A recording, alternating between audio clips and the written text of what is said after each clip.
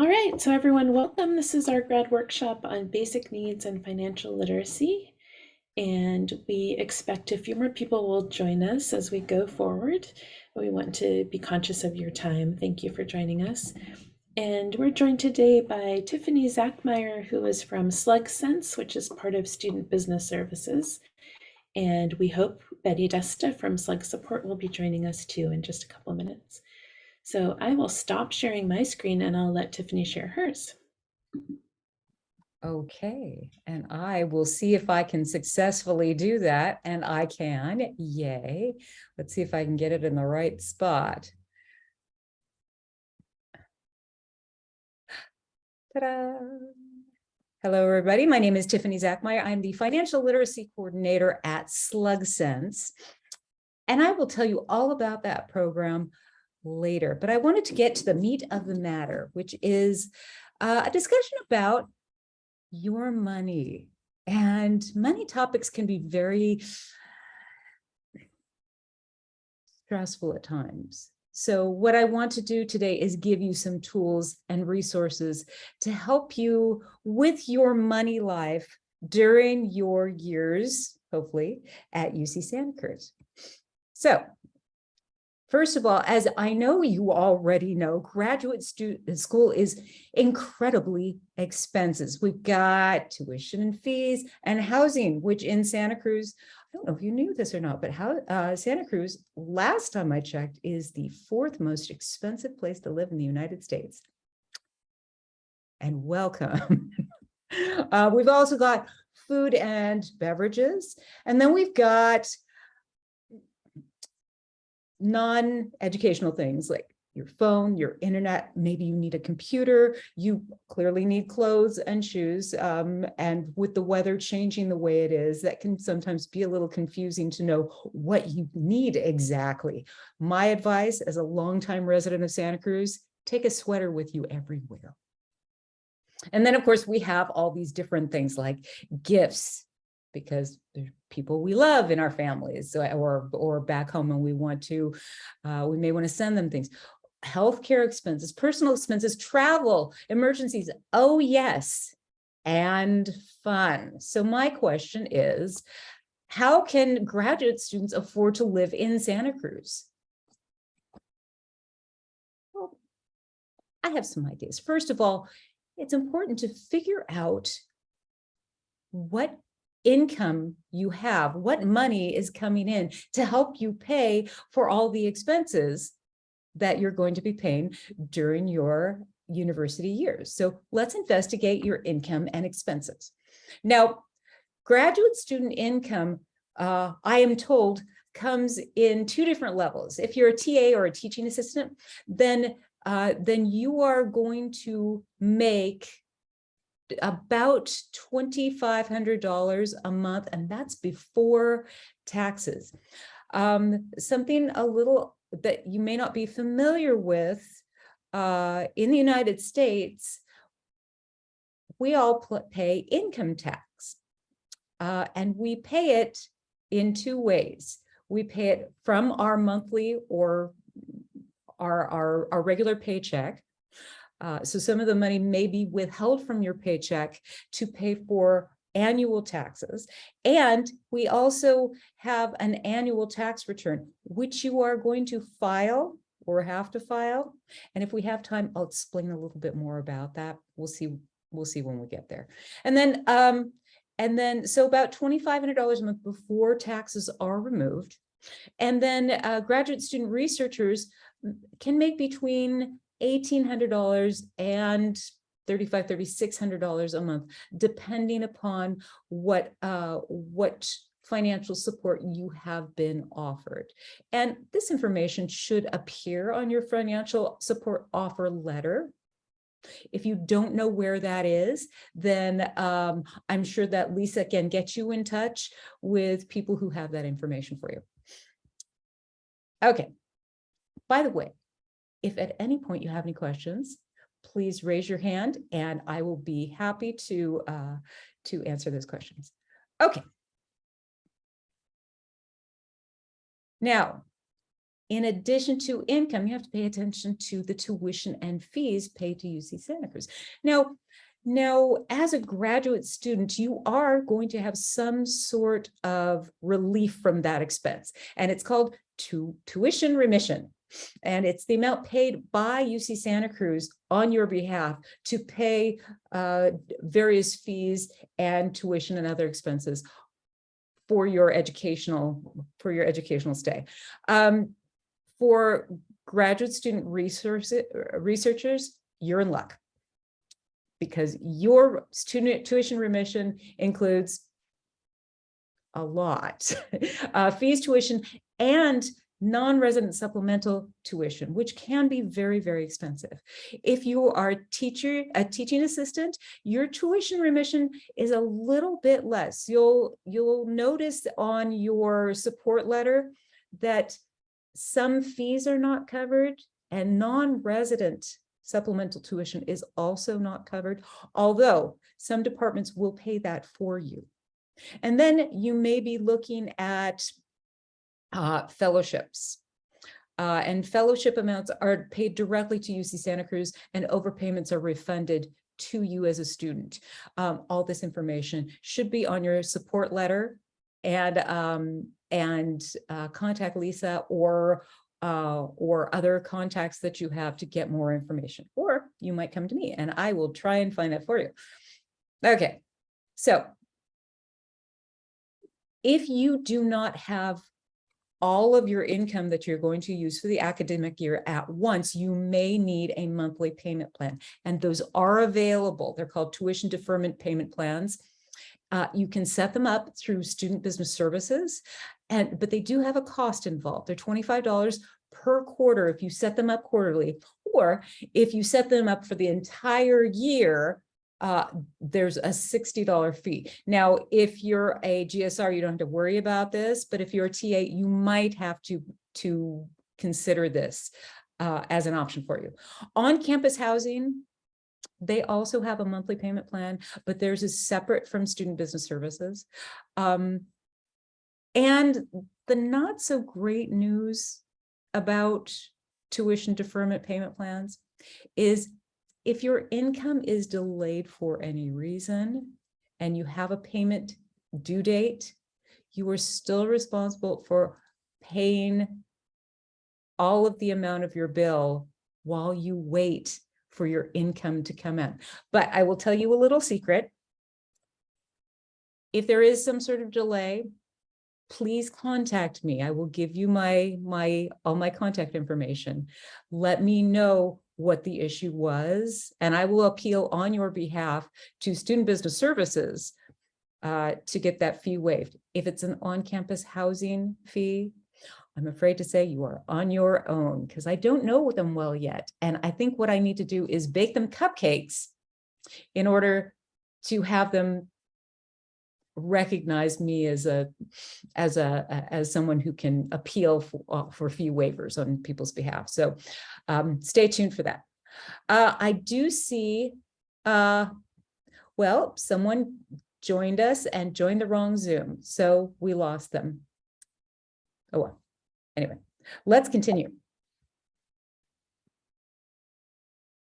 So there are additional funds available for you.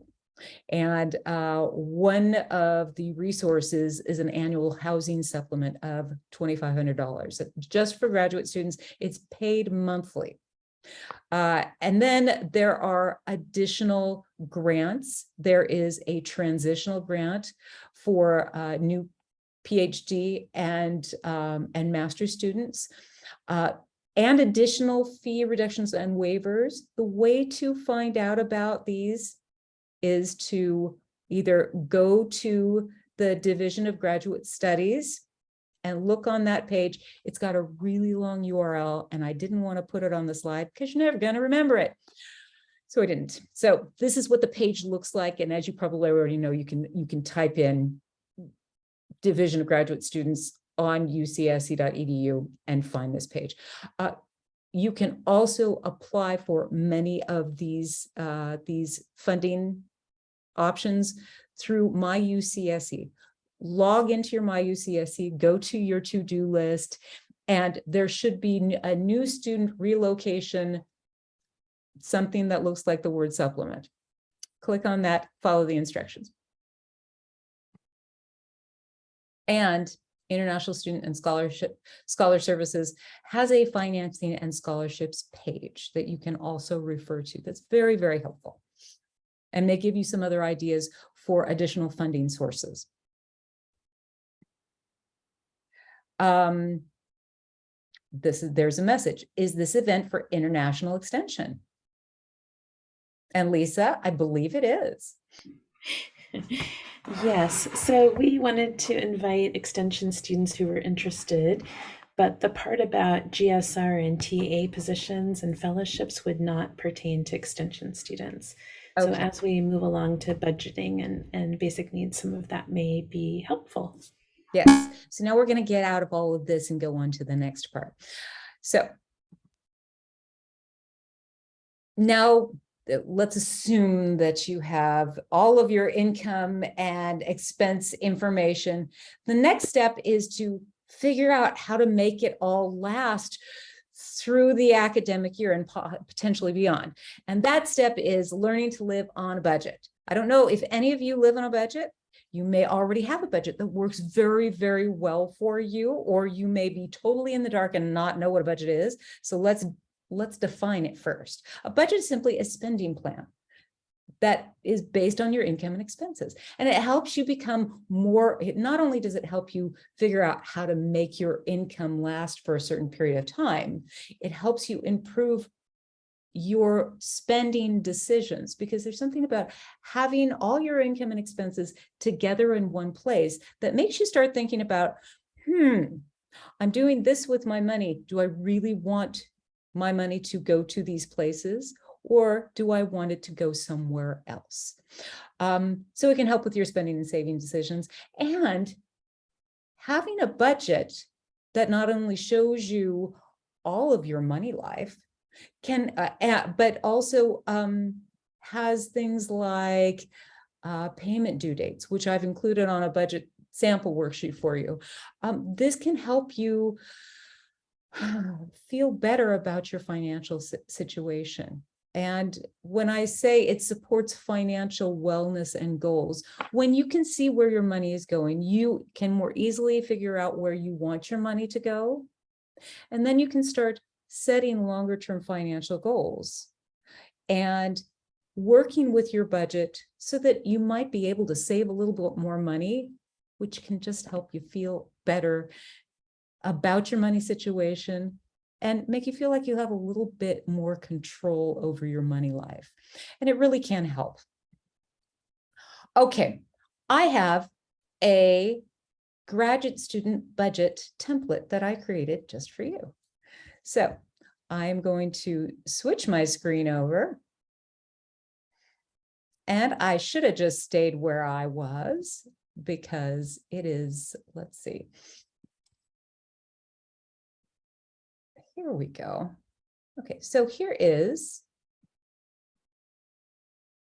a template. Now, this is an unpublished tool that I have literally created for you. And the instructions are a little wordy, so we're going to skip them for now.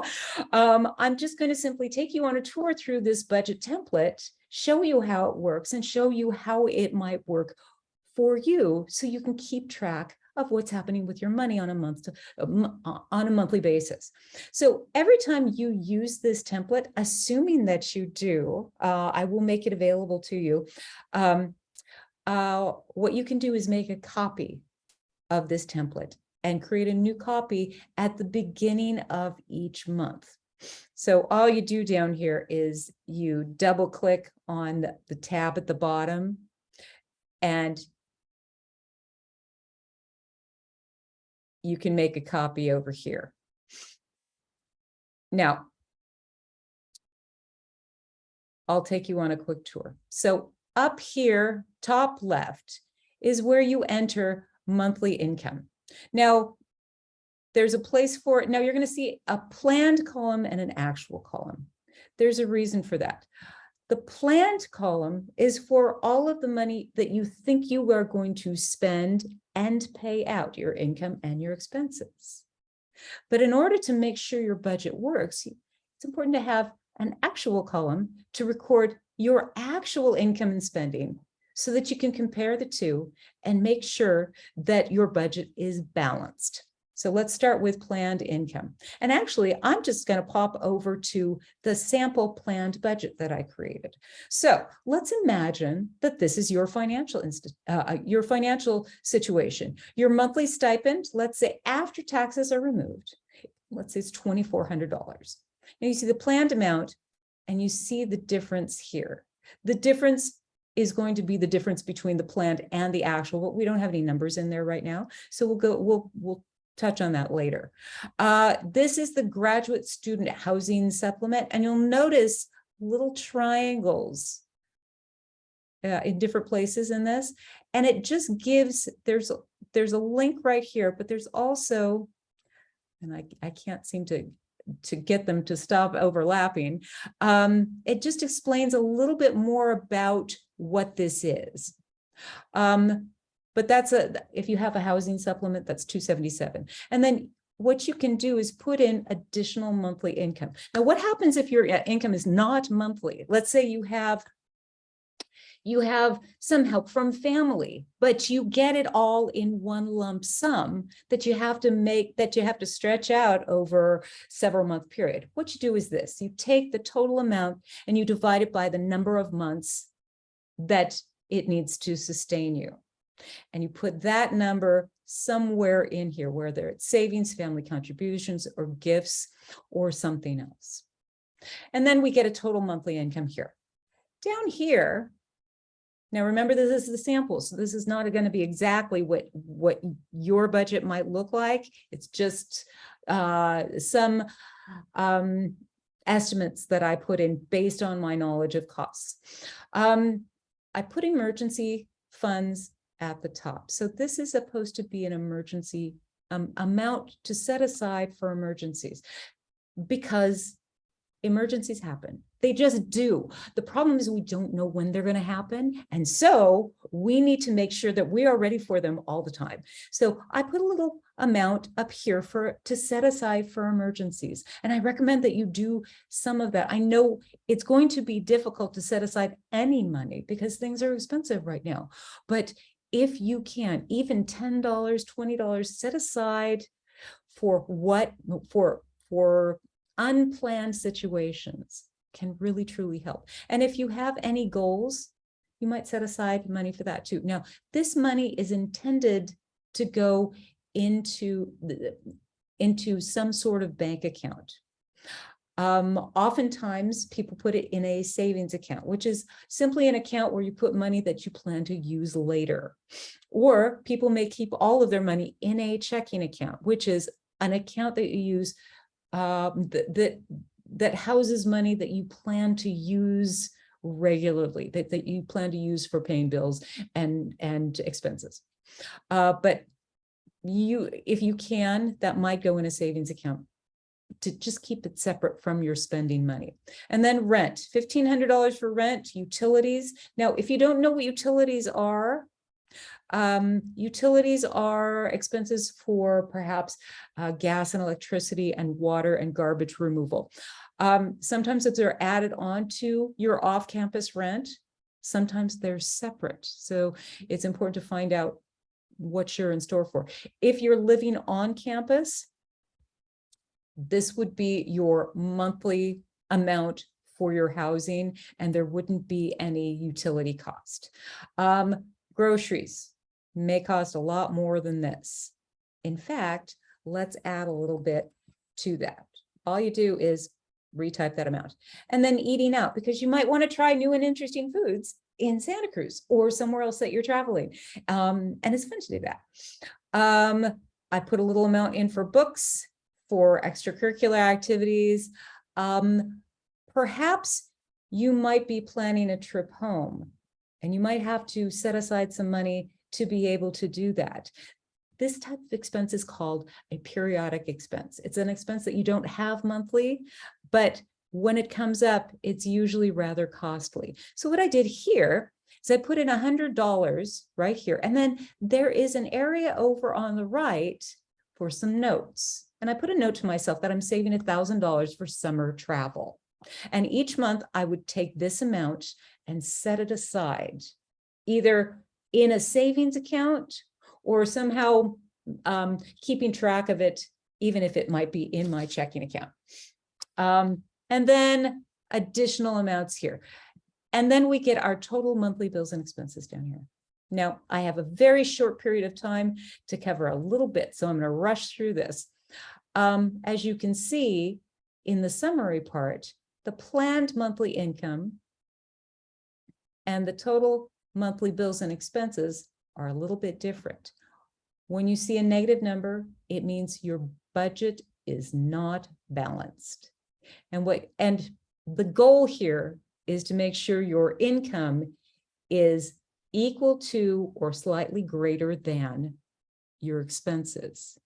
If it's the other way around, if it's a negative here, then you've overspent and you have to figure out where to cut back on something. But if you see this number right off the bat with your planning, and you do this at the very beginning of the month, then you're going to have to cut back somewhere here. So I'm going to cut back on this and put us right again. And you can see we're a little ahead. It's good to have a cushion. Now, usually I would just use this during the month and input additional amounts in the actual column. As I receive money for income, as I pay bills, I'm going to record them. But because our time is limited, I went ahead and created what that might look like in non-real time. So planned income and planned expenses, planned and actual are here. And you can see there is a slight difference in our favor. We received $10 more than we thought we would. And that really helps. Let's see. And then as you run down here, you can see additional amounts input. Now, for some reason, I decided not to put money in my goal. But we can see in different areas, when there's a negative number here, it means I've overspent in this area. Now, that might be okay. If you overspend in one area, but you're entering information as you go through the month, then it becomes easier to see when you're getting close to your planned expense amount. And so you might be able to stop yourself from spending any more. However, if it's food, that can be a problem. So what you might have to do is as you're entering information is find ways of cutting back in other areas as you go through the month. So you might have a negative number here, but as you can see, we didn't have to spend as much as we thought on books and materials. So we have an excess amount here, and that can help us at the top. This is our planned area. Now this is our actual area. Now, this is a little bit of a problem because we've overspent by $24.37. What we then must do is go back and look and see what happened. What didn't work out? What can we change next time? What do we need to be more aware of so that we don't spend too much next month? Or maybe we just underestimated and we have to change our planned amounts. Whatever it is, you can use this information to create your next month's plan and start all over again. It takes a little bit of doing, but when you do this month to month, it can really help you understand what is happening with your money, with your income and expenses, so that you can avoid overspending and panicking when you don't have enough, if you run out of money. So back to here.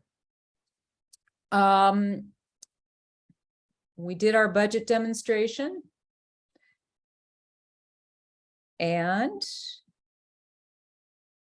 these are some strategies that you can use to save money. The one I will highly recommend is always ask for student discount. Not everyone offers it, but It may be available and you won't know until you ask. Even Safeway offers a student discount. I love that. Okay, the last step is know where to get help before you need it. Now, you're in a new place. You might run out of money. You might fall for a scam, which is when somebody impersonates somebody and tricks you out of money. Or you might just feel really stressed because things are expensive and school is expensive and work is hard and we're all pretty stressed up to here, but you don't have to do this alone. I have a list of resources that will be made available to you. Slug Support, I believe, is going to be presenting to you. They're a wonderful organization that really provides a lot of resources and guidance to students so they don't have to be in crisis. There are also, of course, so many other resources on campus because people here really care. And as an added bonus resource, you have me. I'm with SlugSense. SlugSense is a place you can come to figure out your money life. We have appointment times available where we can discuss how to create a budget, how to save money on things that you need to buy, how to open a bank account. We can talk about setting saving goals or investing. Perhaps you want to look into getting a credit card so you can build credit. And we can cover other financial topics too. I am a trained and certified financial counselor, and I've been working with people and their finances for about 10 years now, and I'd be more than happy to help you. We do not have a website yet. I'm working on it, but you can email me. My email is here, or you can email slugsense@ucsc.edu. And again, I'm more than happy to help you. And so that is my presentation. Do you have any questions? I must have done a really good job. We're happy to entertain questions. And Tiffany, if you could go back one slide to the resources, that would be really great. Great. So it looks like Betty Desta, who is our person from Slug Support, may be helping a student in an emergency, which is what she does. And so I have not seen her join us quite yet. And so I wanted to just use your really great list here, Tiffany, to talk about some things on campus that are helpful. So there is a place called Slug Support. You can find them by looking up UCSC Slug Support. And there is a division of Slug Support called Basic Needs. And here is the URL for that part of the website.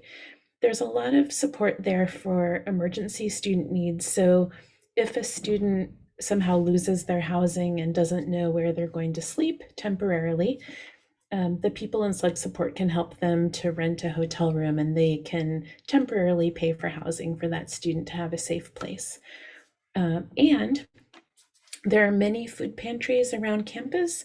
Some of them have specific times just for grad students. So they know that when you go to a food pantry, all of the groceries are free and you just take what you need, but it might be embarrassing to see your students if you're a teaching assistant. So there are dedicated grad student times where you will not encounter undergraduates, and you can go and get groceries at those locations. That's on the basic. And Lisa, I did want to mention that I'm seeing food pantries in a very different way, because they are so useful and so helpful, and they are so widely used that they're almost like a scholarship for your stomach. And that's the way I hope people can think of them, because there's no need to be embarrassed for needing something that you don't have.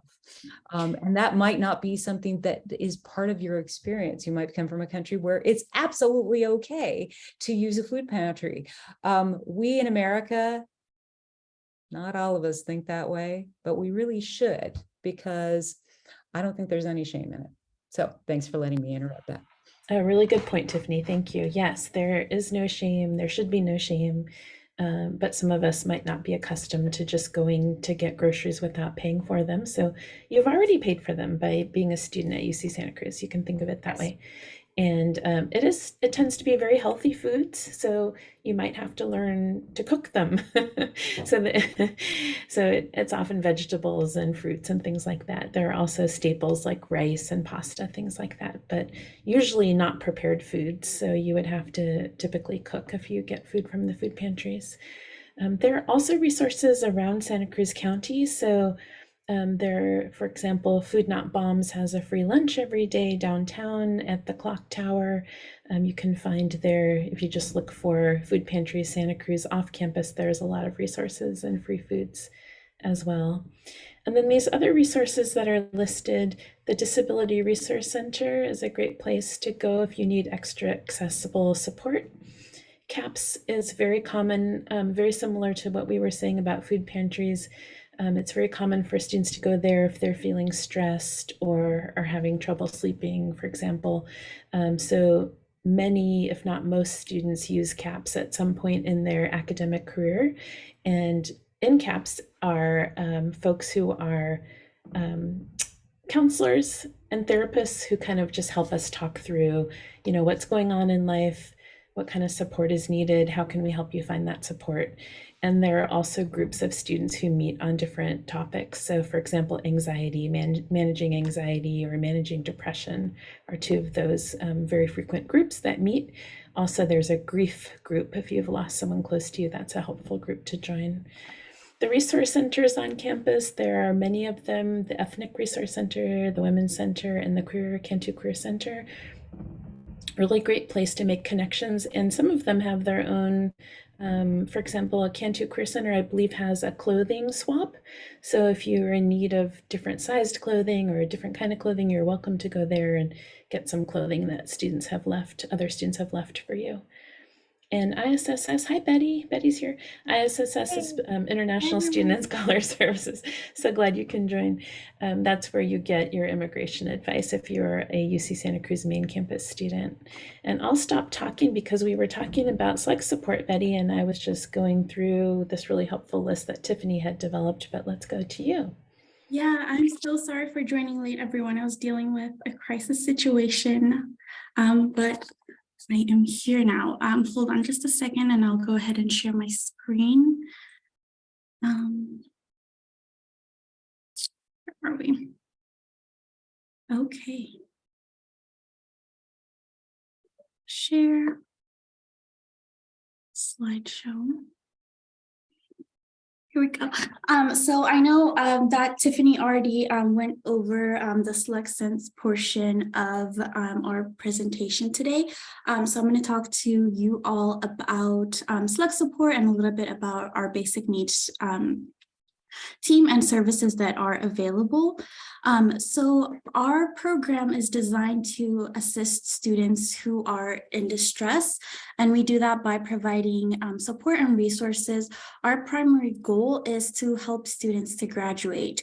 And we understand that without meeting the individual needs of students and overall well-being and basic needs, it would be pretty hard for students to be able to be academically successful. So we try to meet those needs and help remove barriers so that students can be well and complete their degrees at UCSC. This is our team. Mariah Lyons is Director of Select Support. She's also the Assistant Dean of Students for Student Support Programs. We also have Angelique Adams, who is one of our Select Support case managers, and she will be working more closely with the resource centers this year. Russell Mon and myself, and I am the Select Support case manager for graduate students. The Select Support program follows a short-term model. We meet with students who are experiencing an acute concern or crisis. We meet with them to identify areas of need. So we check in with students on how they're doing academically. how they are doing with their social connections with their peers, how they're doing financially, how they're doing with basic needs around like food and housing security. And then we connect them with resources that can be on-campus resources or off-campus resources, depending on the situation and how complex issues are. We may schedule follow-ups or we may follow up with them via email. In some cases, one meeting is sufficient to resolve the situation, so it really depends. Excuse me. Our services are essentially divided into two. We have our crisis and non-crisis services. Crisis for our office means that a student doesn't have access to food or housing for that same day or for the next few days. And in those cases, we try to meet with that student that same day to provide assistance. And I'll go into what type of assistance we provide for crisis cases.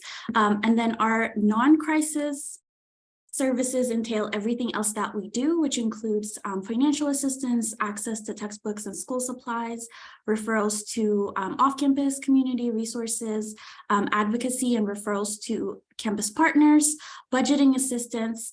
And then I can go into a little more detail around financial assistance and what qualifies a student for emergency funding from our office in a later slide.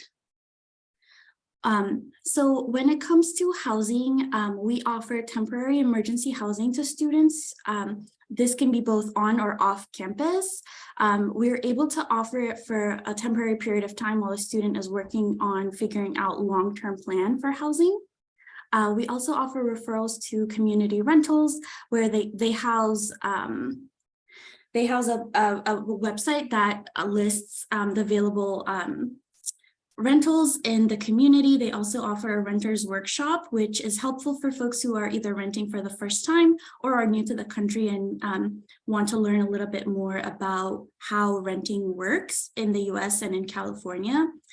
We also offer referrals to community resources that can help folks search for housing or pay for housing. That includes shelters, hostels, or assistance programs that provide emergency assistance with rent and utilities, and other assistance programs.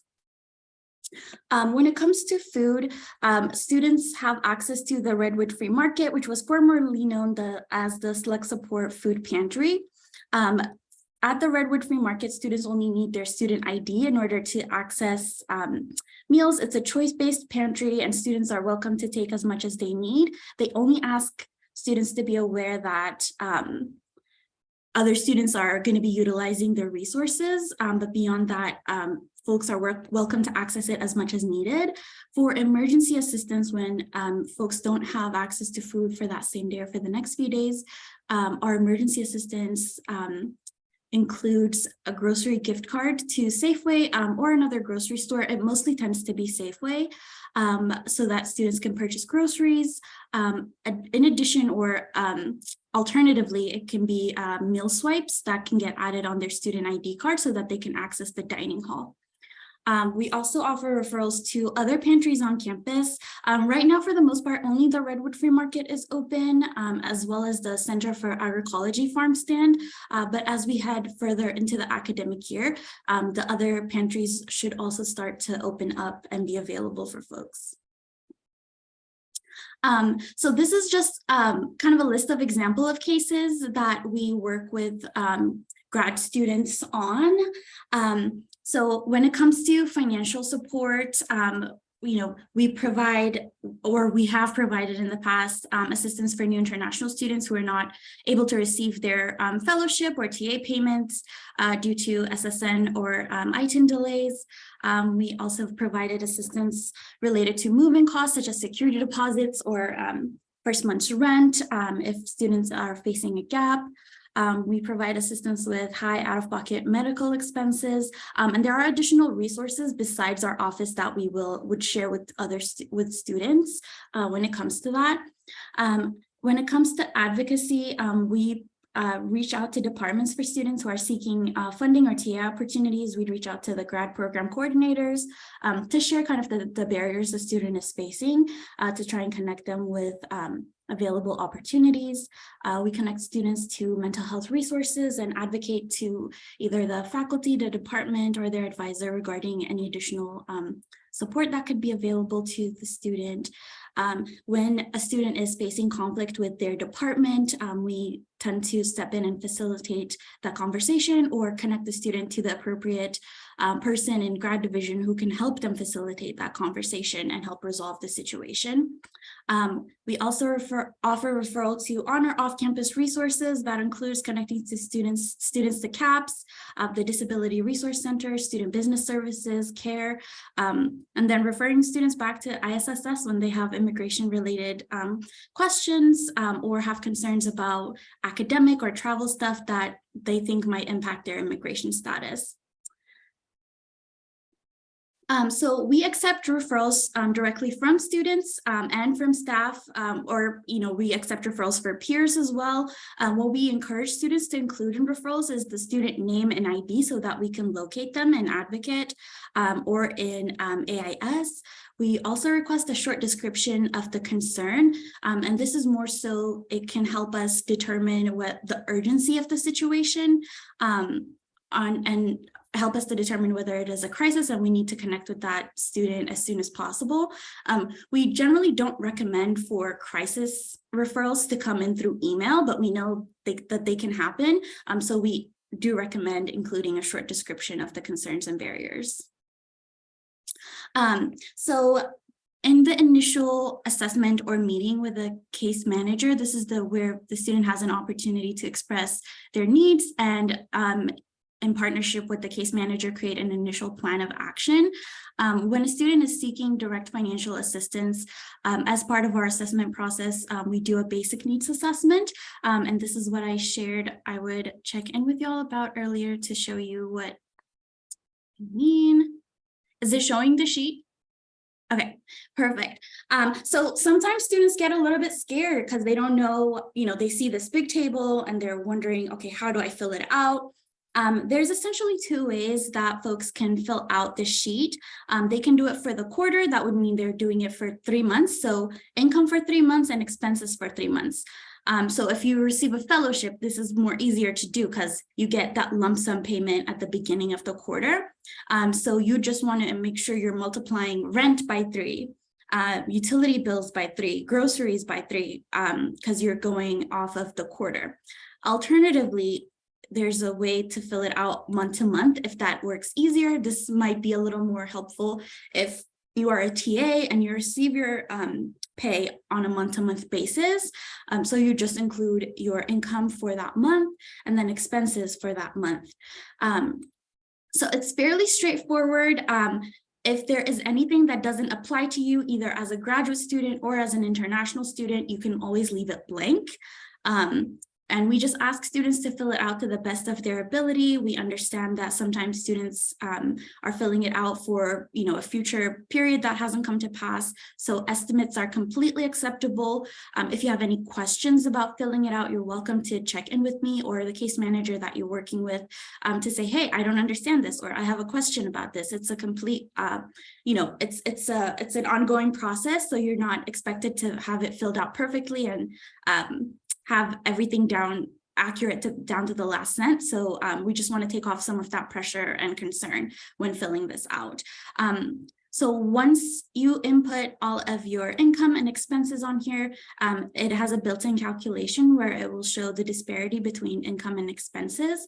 And based off of that number is how we determine whether a student is eligible for emergency funding or not through our office. Okay. Okay, are we back to the slides? Okay. So I just wanted to go into a little bit of detail about the Redwood Free Market. It is located in Rachel Carson in what used to be the College 8 Cafe. It is back up and running, open 5 days a week. There are specific grad student hours, which are Wednesdays from 2 to 5, but grad students are welcome to on any of the other distribution days. You do not need to make an appointment. The only thing you need is your ID card and your own shopping bag, which they recommend for students to bring. They carry organic produce, like fruits and vegetables from the farm on campus, as well as through their partnership with a local food bank and grocery stores. They carry shelf-stable pantry items such as beans, rice, pasta, and a wide range of canned vegetables and fruit. They also carry bread, eggs, so there's a wide range of things. I really recommend folks to follow their Instagram. They'll put any updates or new information if they are carrying a special item or have a special event. They'll post it on their Instagram. And I'll put their Instagram in the chat so y'all can follow them if y'all have Instagram. I know TikTok is the new thing. Oh, here it is. So their Instagram tag is at Redwood Free Market if you want to follow it. And then if you go to basic needs at ucsc.edu, that has a listing of the other on-campus food pantries that are available. Like I mentioned a little bit earlier, a lot of them are closed right now. But if you just save that page and look at it again, a few weeks or a few months ahead, they're expected to be open a little bit later on. So this is how you get in touch with our office. Dean of Students at ucsc.edu is generally how we receive our non-crisis intakes. That's a central email that our team looks at and assigns cases. If it is a crisis, as I mentioned, we don't recommend that you email. Please call our crisis line at 831-459-7003. It's operated from Monday to Friday from 9 a.m. to 5 p.m. And a case manager would either respond to your call or call you back. And that is for immediate food and housing related crises. We have a virtual front desk and a front desk and an Instagram page, but please note these are serviced by our student interns. So you would not be reaching a staff member when you reach out. So these would just be for general questions or to, just leave a message so that a case manager will follow up with you. And that brings us to the end of my section. I'll stop sharing. Betty, thank you. That was really, really helpful. And Tiffany, thank you. And if anyone has questions, please feel free to put them in the chat or unmute if you like. And I learned a lot. It was great. Hey, Betty, I have a question. Yeah. So I presented another budget worksheet and you have your budget worksheet. Can students use a budget worksheet that they are already using regularly? Yeah, absolutely. In the email, when we send it out, part of our blurb is that if a student is already using a different budget to record their expenses, that they can send that to us instead. They're not required to fill out our sheet again. That's great to know. Thank you. Yeah.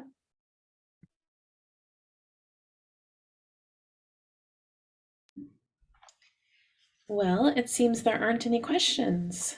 One last call for questions. Oh, Pedro. Yeah, maybe I missed this, but where can I find this spreadsheet that you were using, this template? Oh yeah. So when you reach out to Select Support, that will be part of the outreach. If you're seeking direct financial assistance, it will be shared with you to fill it out. Okay, great. Okay, thank you. Yeah, of course. And Tiffany, your budget spreadsheets, how would they get those if they would like that? Well, we hope to have a website really soon, but if you want to, in the meantime, you can send me an email to either selectsets@ucsc.edu, or if you're in your UCSC email, you can type in Tiffany Z, and there's only one of me, so you will find me. Okay. And I will send you that budget worksheet. Tiffany C. Tiffany Z as in zebra. Or you can just put your email in the chat and I will send it to you. I think that's easier. I'll put it. Okay, let's do that. Otherwise known as Zed in some countries. Yeah, oh, okay. Yeah, that's true. Got it. All right. Great. I will send that to you. Okay, thank you very much. Absolutely. Thank you, thank you. Christine, did you have any questions? She's probably she's also at a front desk, probably helping students. Ah. There you are. Hi, sorry, I'm the office manager and I came on board in February, so it's kind of nice to hear of the wealth of information on our, other campus resources in case I hear stuff that comes to the front desk. So, yeah, thank you very So much. many And newbies. budgeting is great for everyone. So good reminder for us. It's Mhm. true. It's true. Christine's at the front desk for global engagement, in case you were wondering. So Ah, she okay. manages ISSS and global learning and global programming and all of us. Wonderful. And Mhm. I met Tiffany at ISO, so I Yes. at the Okay. the barbecue. Yeah. Yes. So thank you very much for serving our students. Mhm. Absolutely. You look different in 2 dimensions. So pardon me if I didn't recognize you right off the bat. And no math, right? Yeah. Great. Yeah, and I have student employees that I will sometimes hear about, like maybe food insecurity. So I'm glad, like you talked about, the Redwood Free Market and CalFresh and things like that. So thank you, Betty. Mhm. Yeah, CalFresh is a bit complicated because as I understand it, international students are not eligible to use that. Yeah, But correct. the food pantries, yes, absolutely. Okay. Yeah, Okay. we recommend if any international students are experiencing food insecurity to reach out to our office directly. Unfortunately, our undocumented student and international student populations are not eligible for the county assistance. Okay. Thank you for that clarification. Mhm. Yeah. Thank you all. Really wonderful information. Really appreciate it.